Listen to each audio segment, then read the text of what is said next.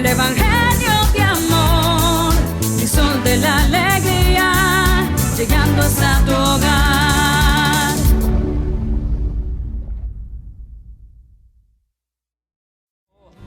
Laica, mística y apóstol, mujer fuerte que pronuncias con amor. Sálvanos, sálvanos, y te ofreces con Jesús, uniéndote con Él sobre la cruz. Laica, mística y apóstol, el Señor te llamó para gritar: sálvanos, sálvanos, y te ofreces con Jesús, uniéndote con Él sobre la cruz.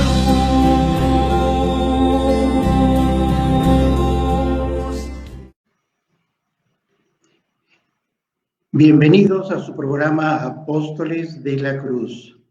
Mi nombre es Carlos Castro Tello, misionero del Espíritu Santo. Estamos transmitiendo desde la parroquia Cristo Buen Pastor. Un saludo al Padre Fernando Pérez, quien nos da la posibilidad de transmitir este mensaje. Saludos también a las personas que nos apoyan, a Sergio en los controles, a Diego y Aarón, que son los encargados de Crisol de la Alegría, y a nuestra productora Nadia Sierra. El tema que vamos a tratar hoy es el de Conchita Cabrera, una misión extraordinaria. En un momento diremos el por qué tiene sentido hablar en estos momentos de ella. Bien sabemos que hace unos días, 2 días, el 3 de marzo, celebramos en la liturgia a la Beata Concepción Cabrera de Armida. Ya en muchos lugares se celebra en la liturgia esta conmemoración de Conchita. Entonces estamos propiamente en este contexto de la fiesta. Vamos a iniciar pidiendo luz al Espíritu Santo que nos ayude a ver con su luz lo que Él quiere que transmitamos y lo que queremos escuchar, que nos haga bien en nuestra vida. Ven, Espíritu Santo, llena los corazones de tus fieles y enciende en ellos el fuego de tu amor. Envía, Señor, tu Espíritu y todo será creado y renovarás la faz de la tierra. Bien, pues iniciamos esto. Para comprender mejor la actualidad y la importancia de esta mujer, de su misión, tanto en el aspecto humano como en el espiritual, hay que tener en cuenta que Conchita es esposa y madre de familia. Estuvo casada con Francisco Armida y fue madre de 9 hijos. Para entender mejor ya de la riqueza de esta persona, el teólogo Urs von Balthasar, un teólogo suizo, de alguna manera nos ilustra lo que él piensa. No lo dice respecto de Conchita, lo dice respecto de Santa Teresita del Niño Jesús, pero que se puede aplicar muy bien aquí a la figura de Concepción. Dice este teólogo, dice, dentro de la iglesia hay misiones y caminos de santidad que van más de la iglesia a Cristo y otras misiones que vienen de Cristo a la iglesia. No lo dice expresamente con estas palabras. Él habla del cuerpo de Cristo. Todos somos cuerpo de Cristo. Nuestra cabeza es Cristo. Dice, y algunas misiones vienen de Cristo al cuerpo, de la cabeza al cuerpo. Y otras misiones van del cuerpo a la cabeza. ¿Sí? Todos formamos ese cuerpo de Cristo, ¿no? O sea, hay misiones que brotan del seno de la iglesia, de sus necesidades, de las congregaciones religiosas. Por ejemplo, se ve la inquietud de atender a los enfermos. Necesitamos en la iglesia atender a la educación, a la formación. Y como que todo esto va haciendo surgir en la iglesia comunidades religiosas o de laicos que se dedican precisamente a llenar esos espacios de evangelización en aquellas personas.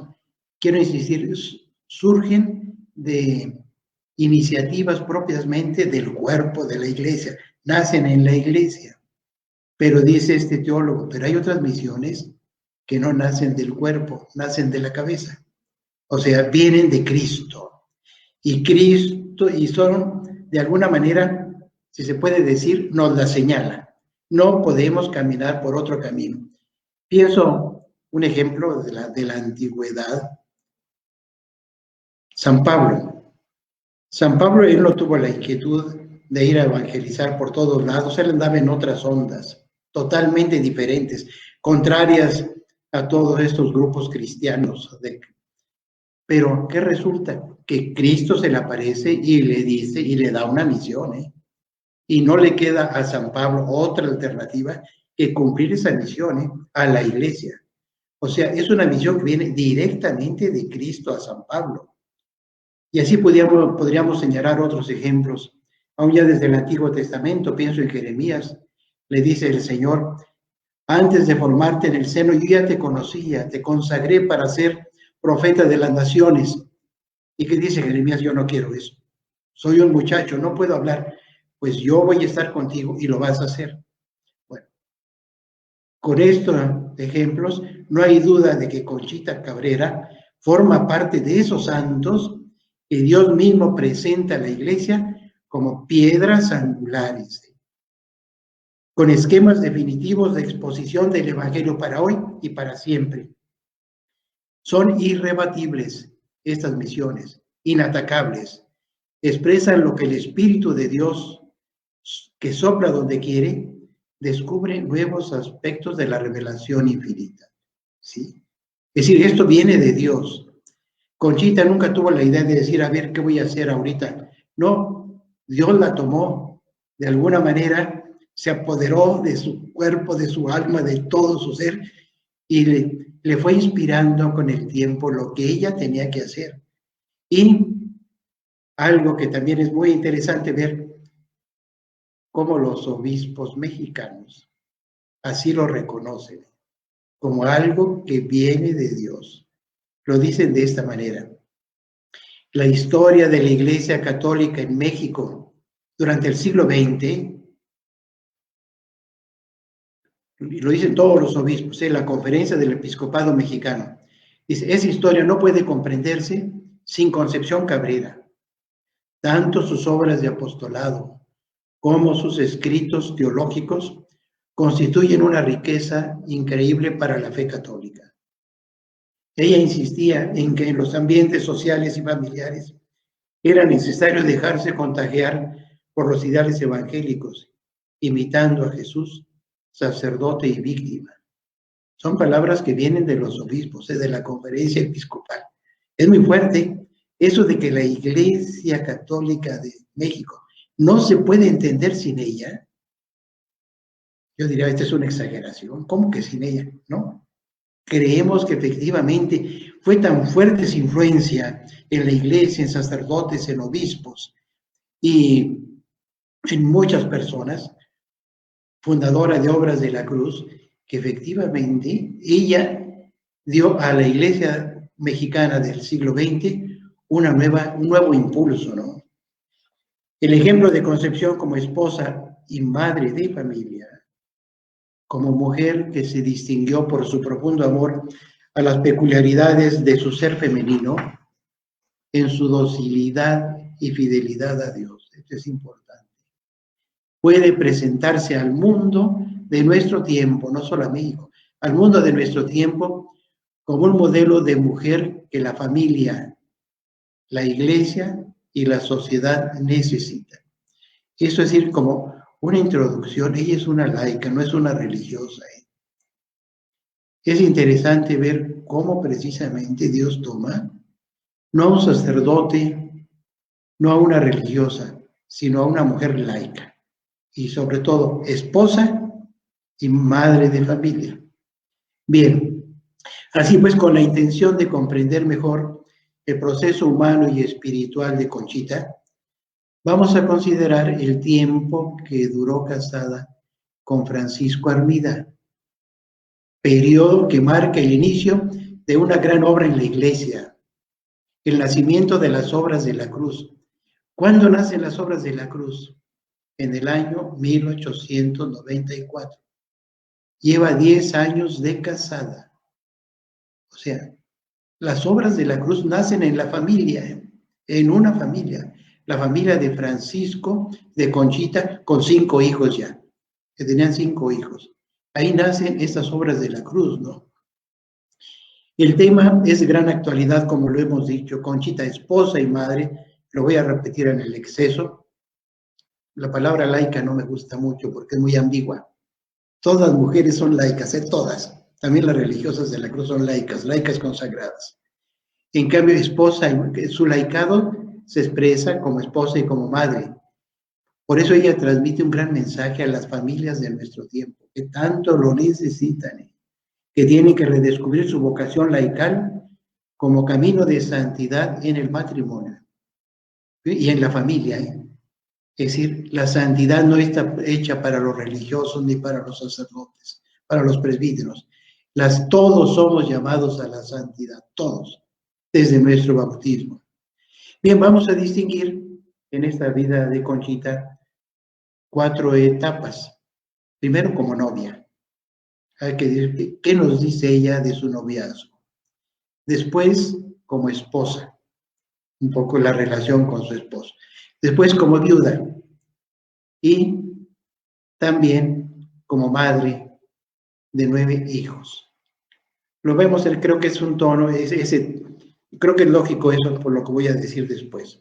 Primero, como novia. Conchita tenía 13 años cuando se comprometió con Francisco, que tenía 17 años. Yo digo unos adolescentes. Creo yo que en esas épocas era más normal esto, no sé si también hoy. Pero Conchita tenía 13 años, se compromete con Francisco. No contamos aquí la historia de cómo fue todo ese proceso, porque es un programa en el que no tenemos tiempo para desarrollar todo este tema. Una cosa, Conchita nunca le pasó por la cabeza entrar en un convento. Que quede muy claro eso. Nunca le pasó por la cabeza en ese tiempo. Ciertamente, ya después de casada, cuando conoció a las religiosas, creo que del Verbo encarnado, que llegaron a San Luis Potosí, y que dice ella, pero ¿por qué yo no supe esto antes? Y las envidiaba, decía, ellas son esposas de Cristo, las religiosas, y yo no soy esposa de Cristo, yo soy esposa de Francisco. Por eso lo veía muy claro. No, el Señor le va a hacer entender, está bien, tú no eres mi esposa, eres mi madre. Bueno, eso ya son de sus gracias, la encarnación mística, ¿no? Bien, le dice al Señor, Señor, yo no sirvo para amarte, quiero casarme. Se lo dijo claramente, me quiero casar, y que me des muchos hijos, además, que me des muchos hijos para que ellos te amen mejor que yo. ¿Sí? Tenía, precisamente, veía el motivo de su matrimonio, era también para que se amara más a Jesús. Su noviazgo nunca la inquietó para ser menos de Dios. No, el amor que le tenía a su esposo, pues a su novio, no le inquietaba. Dice aquí que se arreglaba para gustarle a Francisco. Y si iba a los teatros y bailes, era solo para verlo. Lo demás no le importaba. Es más, ni le gustaban mucho los bailes tampoco. Pero si iba a ir Francisco, evidentemente que ella se arreglaba porque quería gustarle a Francisco. Sí, una novia auténtica, Nos dice ella, todos los días iba a comulgar y después a verlo pasar. Podemos entender que entraba a la iglesia, comulgaba, salía de la iglesia y seguramente por ahí pasaría Francisco, porque dice, después a verlo pasar. Su recuerdo no me impedía mis oraciones. Fue un novio muy correcto y respetuoso. Yo siempre lo llevé a Dios. Podemos nosotros deducir, por lo que conocemos de ella, que el Señor la llamó al matrimonio para precisamente mostrar la riqueza del matrimonio y de la vida familiar, y para hacer ver la fecundidad que irradia una mujer que se deja hacer. Así pues, decidió casarse con Francisco Armida, no sin antes haberle expresado a Jesús el motivo de su decisión. Bueno, ya lo escuchamos. Quería casarse, tener muchos hijos que amaran a Jesús. Con estas pinceladas lo dejamos aquí. Esposa. Ella se casa a la edad de 22 años y Francisco tenía 26. El amor por su esposo fue verdadero y sincero. En expresiones de ella fue un amor tan grande, dice ahí, casi inimaginable. El único cariño de mi vida. Yo le diría a Conchita, no exageres. ¿Será verdad lo que estás diciendo? No, pues hay que creerle. El único cariño de mi vida que jamás imaginé que fuera tan grande. El recuerdo de mi esposo y el cariño me ata insensiblemente a este recuerdo. Esto está escrito desde luego después de la muerte de Francisco, ¿no? Y recuerda todo el cariño que le tenía. Ahora, Conchita fue feliz en su matrimonio. Y esto a pesar, hay que decirlo, de las ideas religiosas de la época. El concepto negativo que se tenía del cuerpo humano. El modo de entender el sacrificio y las penitencias. Más la idea de la sexualidad. Se tenía una idea demasiado material del acto conyugal. Se pensaba que este acto apartaba a los esposos de la recepción de la Eucaristía. Así se pensaba. Pero Conchita, mucho más allá de la genitalidad, vamos a decirlo así, fue una mujer amante, totalmente. Quería a Francisco. Yo aquí, en ese tiempo, hubieran sonado muy extrañas las palabras del Papa Francisco respecto de este tema. ¿Qué dice el Papa? La unión sexual vivida de modo humano y santificada por el sacramento es a su vez camino de crecimiento en la vida de la gracia para los esposos.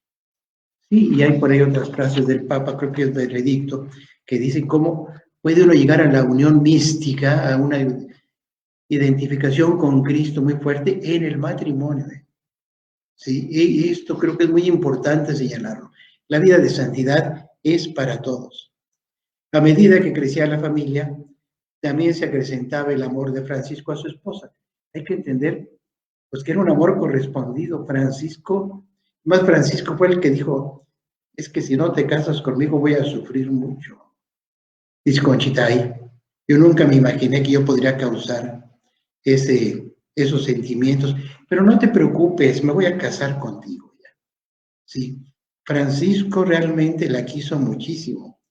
No había placer más grande para él que estar con su mujer y sus hijos.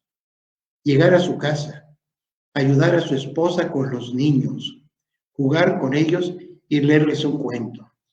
Yo me atrevo a decir que Francisco es santo, pero en fin, pues no, está muy lejos que se introduzca su causa, pero no tenemos documentos para apoyarlo. Pero lo que dice Conchita de él, yo creo que es más que suficiente para decir, oye, fue un hombre que supo vivir en el matrimonio y además en una relación con Dios.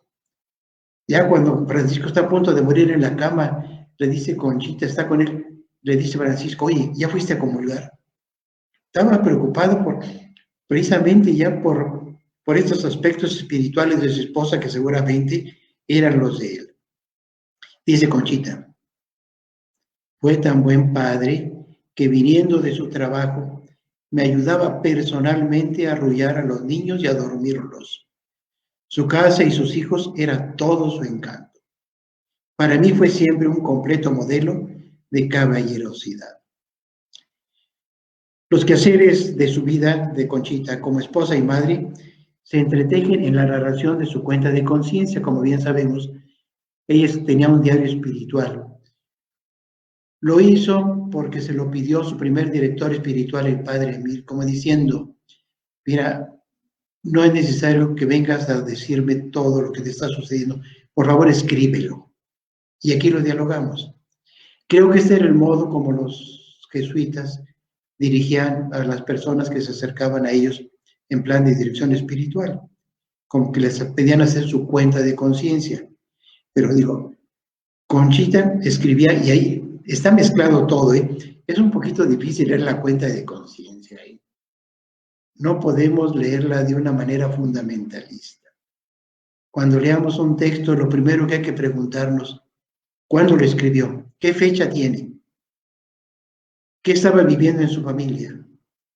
¿Cómo estaba la historia de México? ¿Quién era su director espiritual?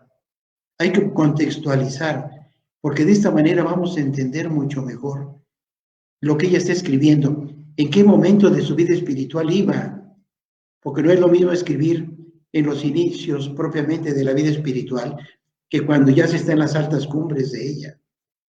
Se escribe de una manera diferente, ¿no? Bueno, dice Conchita esto. Dice que interrumpía. Cuando llegaba su marido, dejaba de escribir. Se dedicaba a atenderlo. De hecho, es curioso, Francisco nunca quiso leer lo que Conchita escribía. Le decía, son cosas de Dios. ¿No? Y yo no sé si Conchita se lo quería enseñar o no, tampoco eso no sé nada de eso. Pero Conchita dejaba el libro, dejaba su cuaderno donde apuntaba. Y dice, no, es que con mi marido, fina, amable, obsequiosa, abnegada y recta. Siempre igual, ayudándolo, aconsejándolo en lo que pueda, sin perder por esto el lugar de su misión para con él, cuidando sobre todo de su alma, sacrificándome según las circunstancias por complacerlo siempre. Es más, por ahí dice que hasta buscaba ayudarle aún en sus asuntos económicos. En algún texto por ahí lo aconsejaba, seguramente de lo que él le platicaba, ¿no? O sea, Conchita estaba atenta a las necesidades de su marido. Bien, dentro de este contexto familiar, a los 10 años de casada, lo acabábamos de decir, y madre de 5 hijos, se ubican 2 hechos centrales en su proceso espiritual. La visión de la cruz del apostolado, esta visión de la cruz del apostolado, y las obras, el nacimiento de las obras de la cruz, que parten precisamente de la grabación del nombre de Jesús en su pecho. Aquí también tendríamos mucho que decir acerca del momento en el que vio la cruz, cómo la vio y todo. Ella está sufriendo muchísimo en ese momento. Carlos, el segundo hijo o tercero, se le acababa de morir. Estaba muy triste. Y como que esta visión de la cruz vino a consolarla, porque en esa visión vio el amor de Dios, el amor de la Trinidad. Era una cruz viviente, que estaba en movimiento. Nuestras cruces, esta que tenemos aquí, pues nos da una idea lejana de lo que ella vio. No, todo se movía, el corazón de Cristo era vivo, palpitante. El Espíritu Santo fue lo primero que irradiaba luces que llegaban hasta ella, etc. Yo lo que quiero subrayar aquí es que ella está casada cuando tiene estas experiencias místicas ya, estas experiencias de Dios. Dejando lo del matrimonio, entramos a algunos aspectos de su viudez.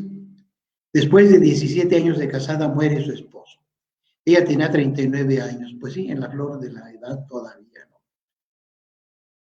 Conchita nos participa sus penas por la enfermedad de su marido y su muerte. Las obligaciones de estar con mi marido enfermo me han impedido la oración acostumbrada, pero mi corazón no se ha apartado de su Dios. Con mi marido enfermo no he podido escribir. Bien, vamos a hacer ahorita una pausa. No sin antes hacer una aclaración. Me preguntaban hace un momento, pero ¿por qué en el féretro de Conchita está vestida como monja de la cruz? Ay, es que realmente las que difundieron su imagen y su figura fueron ellas, ¿eh? Los misioneros muy poco interés teníamos en ella. No, si decíamos, claro, ella es la inspiradora.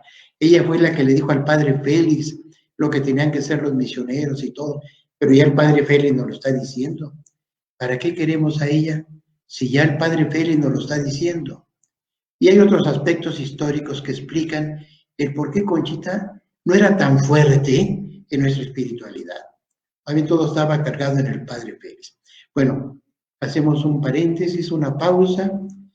Les agradezco a todas las personas que nos escuchan, y si tienen algún comentario, pues les sirve a uno también para, no solo para animarse, sino para ver qué hay que mejorar, qué puede uno componer. Gracias.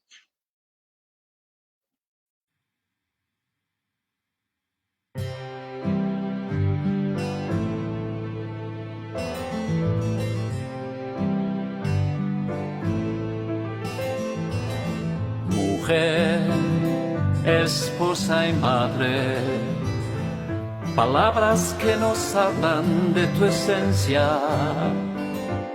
El Dios que te llamó, que te hizo santa, se goza en tu respuesta y en tu amor.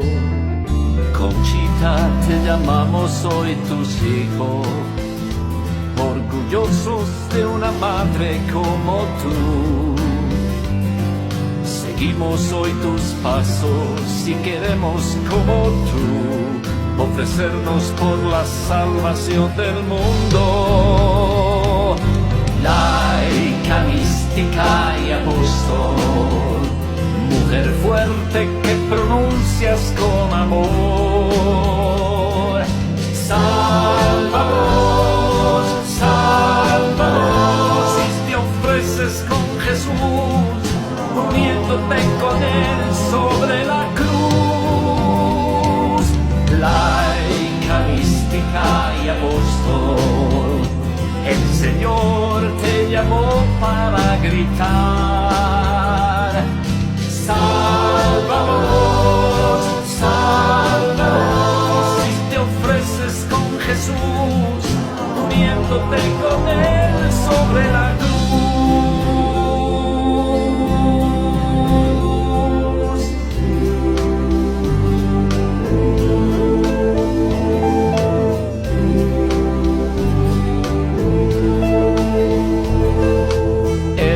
Nuestra fuente y nuestro origen, nos miramos en tu estilo de vivir. Queremos como tú entregar la vida, tomamos de la mano de Jesús. Laica, mística y apóstol, mujer fuerte que pronuncias con amor. Sálvanos, sálvanos, y te ofreces con Jesús, uniéndote con Él sobre la cruz.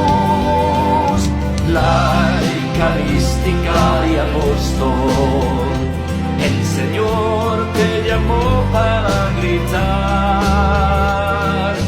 Sálvanos, sálvanos, y te ofreces con Jesús, muriéndote con Él sobre la cruz. Laica, mística y apóstol, el Señor te llamó para gritar. Sálvanos, sálvanos, y te ofreces con Jesús, muriéndote con Él sobre la cruz.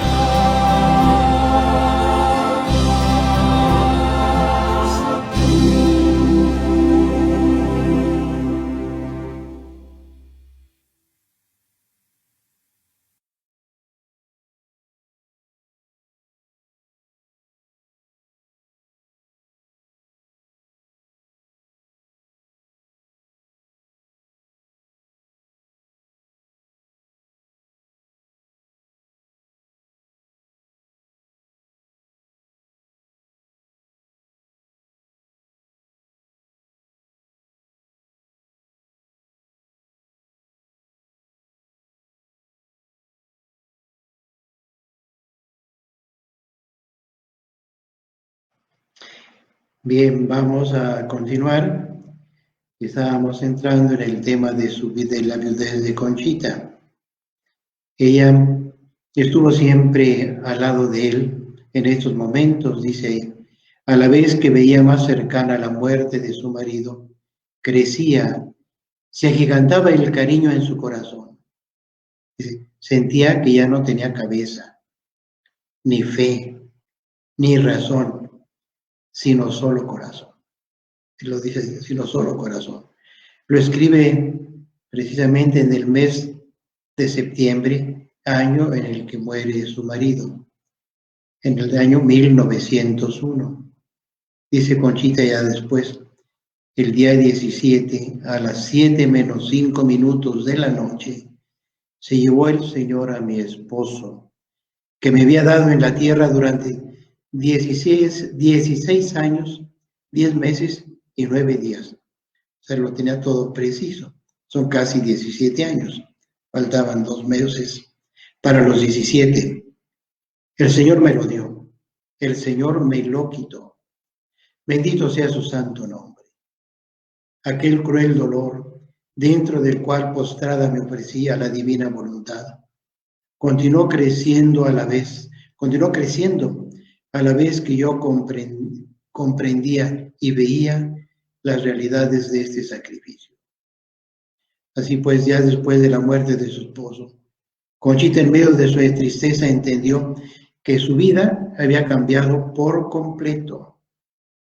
Le preocupaban sus 8 hijos huérfanos de padre. Sí, había muerto, como lo decíamos hace un momento, había muerto Carlos. Pero fíjese, 8 hijos. El mayor tenía 16 años, Francisco. Y el menor todavía no cumplía los 3, Pedro. Yo no sé, pienso yo que las mamás pueden de alguna manera imaginar lo que significa esto. Una viuda que tiene 8 niños que atender. Es decir, ¿cómo se las arregló? Algunas veces piensan como que, no, pues se desentendió de ellos. De ninguna manera. Más adelante lo vamos a ver. Siempre estuvo preocupada por ellos. Concepción recordaba continuamente a su marido en esa época, de manera especial en los aniversarios de su fallecimiento. Lo recordaba con mucho cariño, reconociendo que él había sido tan bueno y respetuoso con ella, que todo lo que ella hacía era poco para lo que merecía. Dicen que le daba hasta 18 regalos el día de su cumpleaños. Así, veía cómo agasajarlo, cómo de alguna manera manifestarle su cariño. Años después escribe unas páginas conmovedoras en las que expresa el amor profundo que sentía por él, encima de otras preocupaciones. Dice, mi marido fue un modelo ejemplar de respeto y cariño. Me han dicho varios sacerdotes que Dios me lo escogió excepcionalmente, pues fue un ejemplar de esposos y de virtudes. Pues yo creo que sí. Es decir, y aunque tenía su carácter un poco violento, también como que Conchita lo fue, está mal dicho decir que domesticando, no es así, pero de alguna manera lo fue ayudando. Dicen que cambió totalmente. Bien, dejamos aquí este aspecto de la viudez. Veamos la relación de ella con sus hijos. Conchita aceptó la responsabilidad de su maternidad, que se renovó, como ya le hemos dicho, 9 veces. Responsabilidad para educar a sus hijos. Tarea difícil, pero hermosa. Se manifestaba preocupada por su crecimiento humano y sobre todo el espiritual. Una solicitud materna por cada uno de ellos. Verdadero modelo de madre. Pronta para alentar los aspectos positivos y corregir sus defectos. Esto se deduce de lo que ella escribe. Le dice al padre Bernardo, a su director espiritual, le dice, padre, un punto que casi nunca toco en mis cuentas de conciencia, o sea, en lo que ella escribe, es el de mis hijos, siendo que me lleva a su cuidado la mayor parte de la vida. Los tengo muy en el alma, y más sus almas que sus cuerpos. Y escribe ella, el amor más puro y más grande que existe después del amor de Dios es el amor materno. Este se afinó entonces en mi corazón, desbordándose en los afectos más tiernos. Oh, este amor tan desinteresado, en su grandeza, en la sublimidad que encierra, tiene alguna participación de Dios. El corazón de una madre se multiplica para cada hijo sin menoscabarse. ¿Sí? Es decir, y Conchita es muy sincera, habla de lo que siente. A veces, sin preocuparse si alguien lo va a leer, ella nunca pensó que iban a leer estas cosas. Era para su director espiritual nada más. Ahora ya se ha publicado todo lo que ella escribió. Conchita veía en sus hijos la proyección de su persona. Sí, es lógico. De su misma vida, de su propio cuerpo. Y así se lo expresaba a Cristo. Les decía, mira, estos también son mi cuerpo. Esta expresión bien la hemos escuchado ya. Conchita vivía la cadena de amor, su relación con Cristo, diciendo, este es mi cuerpo. O sea, esta soy yo, que se ofrece a ti, Padre. Pero también estos que están aquí, también son mi cuerpo. Juntos, es decir, nos ofrecemos, como diciéndolo, nos ofrecemos a ti, Cristo Jesús, y contigo ir al Padre. Son mi cuerpo. Después, esta expresión se va a extender pues, a toda la familia de la cruz, como un modo de vivir esta espiritualidad, unidos a la Eucaristía. Decía Conchita, en ellos, en mis hijos, también está mi sangre, que te ofrezco, que la inmolo a la voluntad soberana, para lo que tú quieras hacer de ellos, para que de ellos te sirvas a tu voluntad. Son cosa mía que tú me has dado, pero en mí nada puede haber que no sea tuyo. Esto lo escribe en 1909, ya son 8 años de la muerte de su marido, ¿no? Bien, la esperanza, perdón, me explico. Un signo del estado psicológico de Conchita en esta época nos lo proporcionan algunos de sus escritos que expresan sus sentimientos maternales. Bueno, eso ya son textos ya, pues cuando ella anda ya cerca de los 60 años por ahí. Pero fíjese lo que dice de ellos. Dirigiéndose a Jesús, le dice, Señor Pancho, tú sabes mi cariño inmenso hacia él, mis preocupaciones, mis espinas, mis esperanzas por él y por su familia, mi orgullo en ese amado hijo y mis anhelos por lo que tú sabes, que todo ese talento y corazón y energías, pureza, que se emplee en ti. Pancho, tú sabes mi cariño por él. Manuel, Señor, si quieres que vuelva a verlo en la tierra, sabemos que Manuel se había ido, pues lo habían llevado a España, estaba con los jesuitas, se estaba formando para ser jesuita. En ese tiempo, no sé si ya estaría ordenado o no. El hecho está que Manuel iba a volver a México, pero le manda una carta a su mamá diciéndole, he pensado que no debo de ir. Da las explicaciones.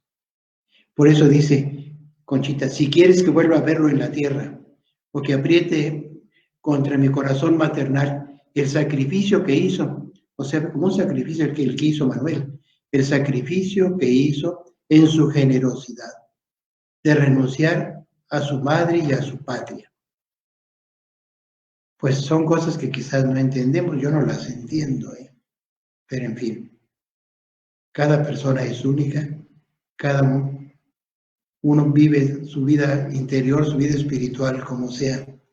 Me han de decir ahorita mucho, claro, tú no eres capaz de eso, pues porque no eres santo, pero él también era muy santo. Pues yo creo que sí, pero no lo entiendo. Dice Conchita, yo también renuncio a verlo y a abrazarlo, a gozarme en su ministerio sacerdotal. Ahí está, es sacerdote. Me duele que sea jesuita y no misionero del Espíritu Santo. Sí, pues en el año 1909 todavía no estaban fundados los misioneros. Ese año fue cuando Manuel se fue con los jesuitas, es decir, como novicio o como estudiante de los jesuitas. Los misioneros nacen hasta el año 14. Entonces, naturalmente, Conchita de repente dice, yo lo pude haber detenido, que se esperara la fundación de los misioneros. Pero no fue así, ¿no? Dice, me duele verlo sufrir en su alma penas interiores de tanto tiempo. Pero por tu amor, divino Jesús, renuncio voluntaria y amorosamente a todo. En él y solo quiero y llamo tu voluntad soberana. Este es el segundo Manuel. Ignacio, ayúdalo, mi Jesús, y guarda su cuerpo y su alma. Yo renuncio a sus confidencias y a sus caricias, porque la madre, cuando los hijos se casan, es un suplemento de ternura. Él es muy cariñoso, es todo corazón, muy obsequioso, dice, lo quiero tanto. Jesús mío, Salvador, solo tú sabes mis dolores y preocupaciones por esa amada alma. Si quieres que se case, bien. Si es tu voluntad que esto no sea, sino que yo luche y sufre y viva con él y para él hasta la muerte, lo quiero. O si quiero solo tu voluntad muy amada, pero sálvalo, que no te ofenda jamás. No podemos aquí hablar de todas las cosas que le hacía Salvador a su mamá. No se las hacía, pues era un joven, realmente, y pues como muchos jóvenes dicen que llegaba a las 6 de la mañana a casa. No, pues, en aquellos tiempos, sí, ahora, y ya como que no llama mucho la atención, aunque el otro día me decían, ay no padre, ahora llegan a las 10 de la mañana. Ah, bueno, yo no sabía eso. Pues sí, le gustaban mucho las fiestas a Salvador, por eso dice, Señor, tú sabes mis preocupaciones por esa amada alma. Y también Lupita,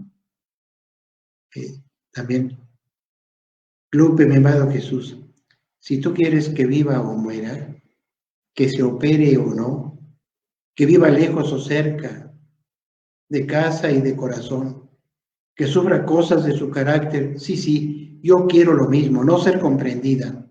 Yo te ofrezco por adelantado mis penas, susceptibilidades, etcétera, en favor de su alma tan querida. De toda la demás familia, dispón de ella a tu divino beneplácito. Estamos en el año ya 1927. Como digo, ella le faltan 10 años para morir. Si muere de 74, que se quedan en los 64 años de edad. O sea, Conchita vivió tan intensamente esta relación de amor maternal hacia sus hijos, que la proyecta en el amor que le tiene a Jesús. Ella se descubre a sí misma pronunciando con frecuencia la palabra hijo, referida a Jesús. Sí, ya lo decíamos al inicio. Sí, ella estaba rodeada de sus 8 hijos, bueno, en ese tiempo ya 7. Pues como que sentía como que Jesús era también como su hijo, ¿no? Y sobre todo que habiendo recibido esa gracia de unión transformante, así se puede llamar, de identificación con Cristo en las cumbres de la vida espiritual. Ella siente que Jesús, no siente, Jesús está en ella, miren como está en todos nosotros, desde nuestro bautismo. Nada más que en ese tiempo no estaba la teología del bautismo no era muy común, pero Cristo está en nosotros desde nuestro bautismo. Ahora, esa presencia de Cristo, podemos decir, va naciendo en nuestro corazón, en nuestro espíritu, si nos dejamos hacer, si nos dejamos llevar por el Espíritu Santo, si somos dóciles a sus inspiraciones. O sea, va creciendo la vida interior, la vida espiritual. Y si es así, llega un momento en el que uno se identifica con Cristo, en tal forma que uno puede decir, Jesús, eres mío, yo soy tuyo. Conchita le decía, tú eres mi hijo, tú eres mi hijo, ¿sí? En ese aspecto espiritual. O sea, una identificación muy grande con él. Es lo que en ese tiempo se llamó la encarnación mística. Tiempo después, ella entendió lo que estoy diciendo. Le dice Jesús en una cosa, mira, Desde tu bautismo se engendró en tu alma la vida de Dios, el germen de la encarnación mística. ¿Sí? Como que eso debemos de tenerlo en cuenta, aún para entender mejor esa expresión.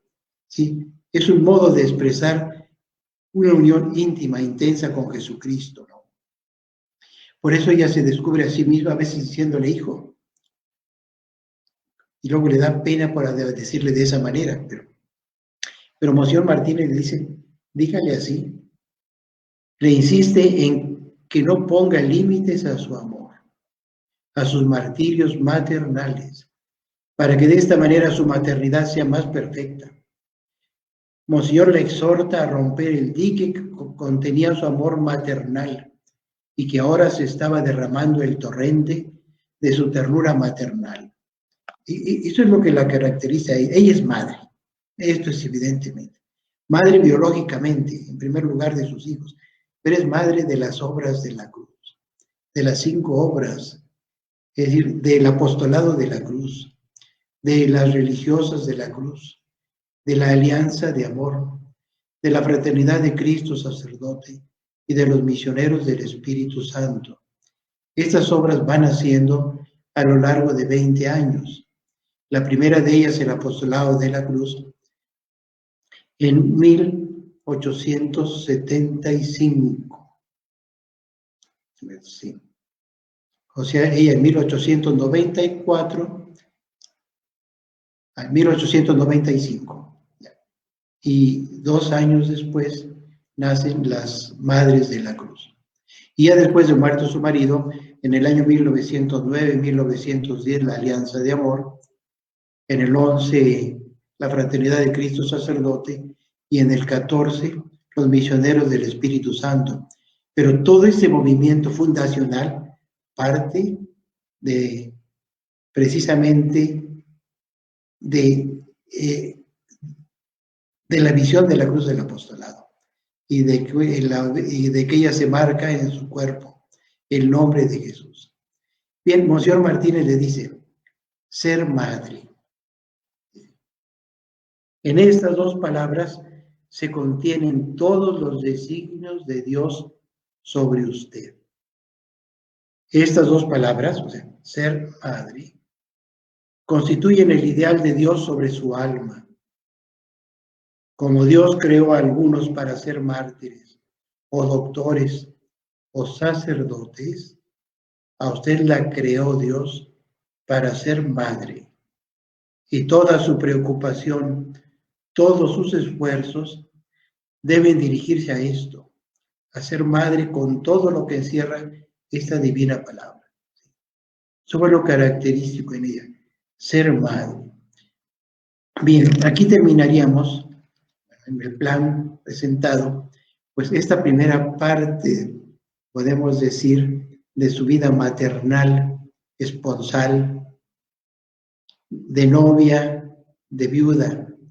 Luego sigue una segunda parte que por el tiempo no la vamos a poder tratar, pero que correspondería más al título que le habíamos puesto, Conchita, una misión extraordinaria. Sí. Bueno, ya la misión que tuvo en la familia es extraordinaria, pero faltaría la misión que ella tuvo en la iglesia, ¿no? Todas dependiendo de su ser maternal. De ahí depende todo, ¿eh? Nuestro Señor le va a ir indicando la extensión de su maternidad, cómo abarca todas las almas de una manera o de otra a las que pertenecen a las obras de la cruz. Si es madre de las obras de la cruz. Y ahora le he revelado que por el carácter eminentemente sacerdotal de su misión, lo que tendríamos que ver en qué consistió esta misión sacerdotal, dice, abarca también a los sacerdotes. ¿Sí? Tuvo una preocupación muy grande por los sacerdotes, de ahí que pues continuamente pedimos por los sacerdotes, se necesita. Más quizás en estos tiempos en donde han aparecido pues tantas limitaciones. Dice aquí que ella escribió sus confidencias en 1927, en un momento de persecución a la iglesia, ¿no? Dice que son páginas llenas de calor y de fuego sobre la vida, la dignidad, la santidad del sacerdote, como también acerca de sus miserias. ¿Sí? Conchita es consciente de las miserias, por eso veía que había que pedir por los sacerdotes, pero que sean escritas con un infinito respeto y amor. Bien. Pues ahí nos dejó ella ese legado. Antes de terminar, nos quedarían, yo entiendo, aquí con unos 5 minutos. También alguien ya lo decía hace un momento, de que por qué en el féretro, en el ataúd donde está vestida de religiosa de la cruz. Fueron las madres las que realmente siempre la han sentido como madre, ¿no? Además, el proceso de beatificación de ella o de canonización se introdujo por iniciativa de ellas, claro. Los misioneros estuvimos de acuerdo, digo yo no estaba en ese tiempo, estaban de acuerdo, y sobre todo Monseñor Martínez. Pero ya la causa de beatificación del padre Félix ya se había introducido, pues, años antes, no sé si unos 10 años antes, ¿no? Ahorita no puedo precisar cuánto, pero fue antes. Y realmente era lo que a los misioneros les interesaba, lógico que era la beatificación y canonización del padre Félix, nuestro formador. Siempre ha sido considerado como el fundador, y en un cierto sentido lo es. Realmente, si somos más exactos, aunque a muchos misioneros no les guste, nuestro fundador es Monseñor Ibarra y González. Él le dio el cargo de maestro de novicios al padre Félix, porque además el padre Félix nomás venía a formar la congregación, en 2 años se iba a retirar, tenía permiso por 2 años nada más. Bueno, esto es secundario ahorita. No se desconoce el gran valor que tuvo el padre Félix al darle cauce a la congregación. Y cuando llega su proceso para hacerlo venerable en Roma, a mí como me tocó vivir eso, nos hablan, el que era encargado de las causas en ese momento, por cierto ya falleció, padre Gabriel Ledesma, sí, nos comunica, ¿saben qué? Que se detuvo la causa de beatificación del padre Félix. Hay mucha inquietud, necesitan más datos aquí, están inquietos por saber quién era esa señora, Concepción Cabrera de Armida. ¿Quién era ella ahí? Y empiezan a poner así ciertas dudas. ¿Cómo estaría la afectividad del padre Félix? ¿Cómo estaba esa relación? Además, me parece que fue un hombre muy crédulo. ¿Cómo? ¿Creía en unas revelaciones?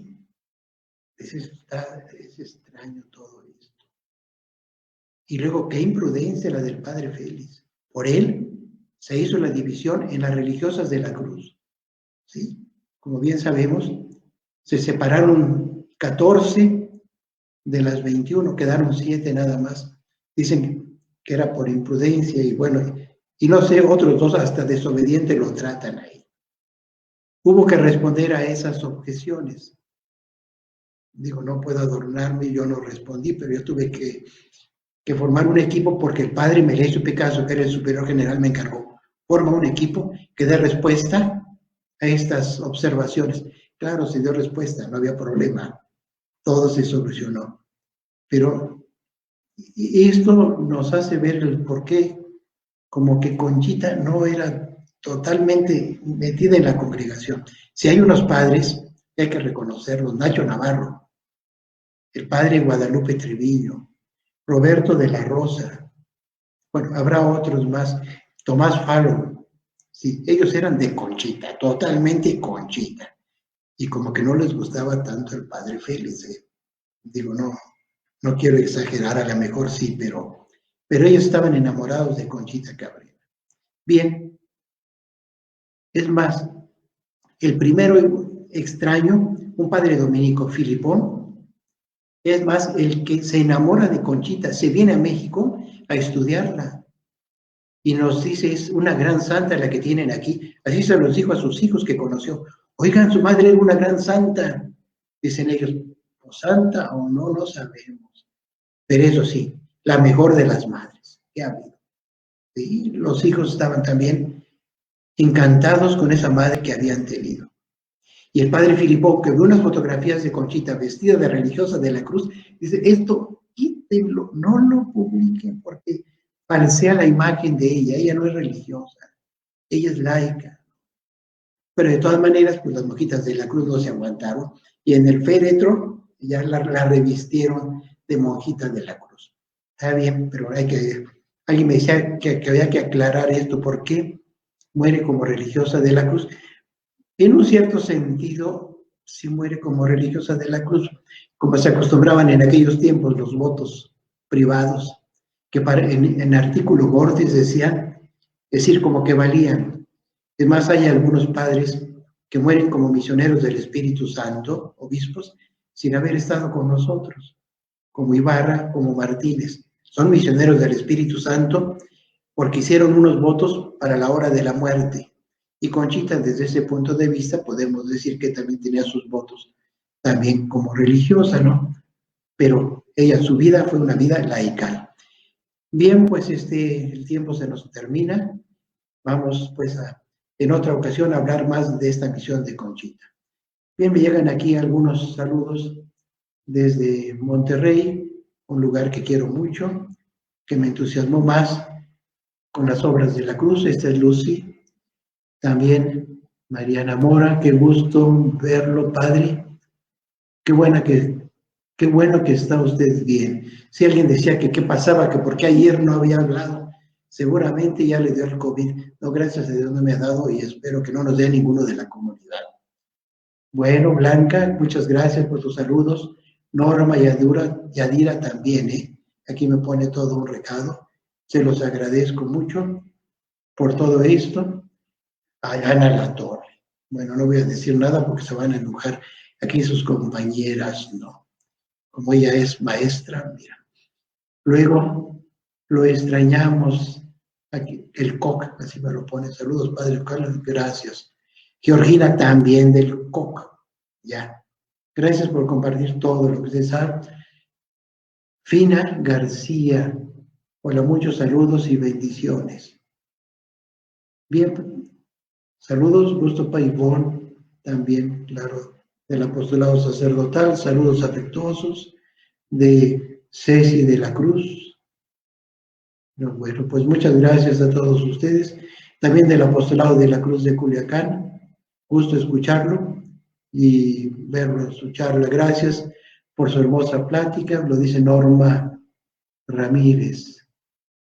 Bien, pues Karina de Alba, también gracias Karina por tus saludos, igualmente.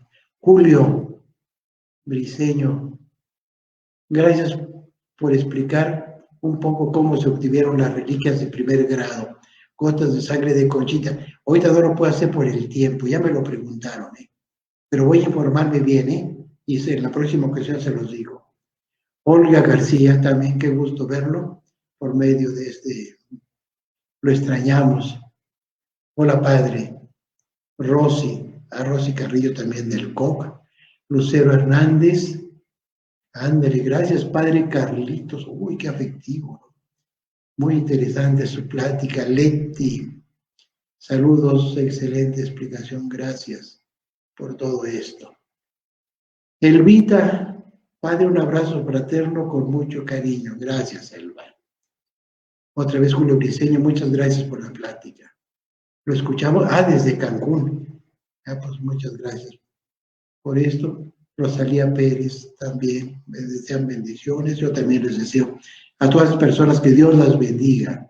La familia de la Cruz de Monterrey. Bien, pues un caluroso saludo. Daniel Montoya, gran aprendizaje, padre. Soy del SEC, qué bueno. El SEC también es de la familia de la Cruz, por supuesto, fundado por el padre Luis Manuel. Noemí Rodríguez, saludos y bendiciones desde Sabinas, Hidalgo.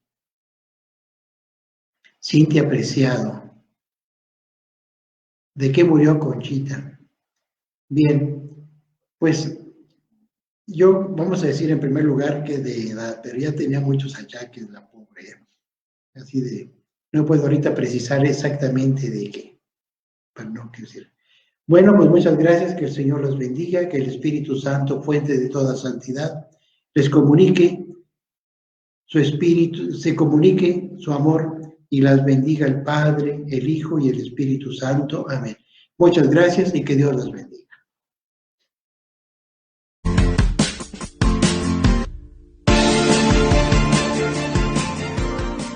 Somos una radio que nace de la comunidad al servicio de todas las comunidades eclesiales que tienen como propósito la evangelización cristiana, la cultura del encuentro y la comunión.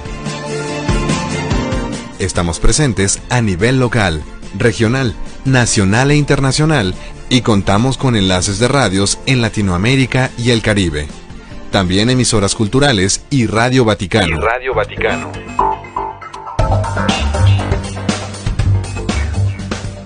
Somos un equipo formado por profesionales y amateurs de la comunicación, pero todos con la firme convicción que hemos de trabajar decididamente por los derechos fundamentales, así como por la democratización de los medios conforme a la cultura de la legalidad y el derecho.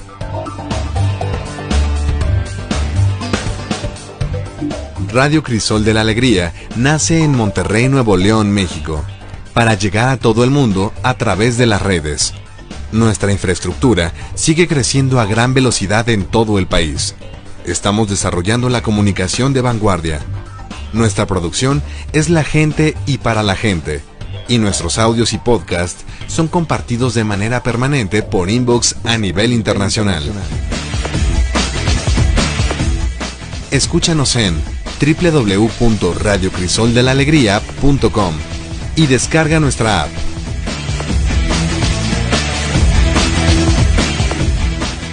Radio Crisol de la Alegría. Te esperamos.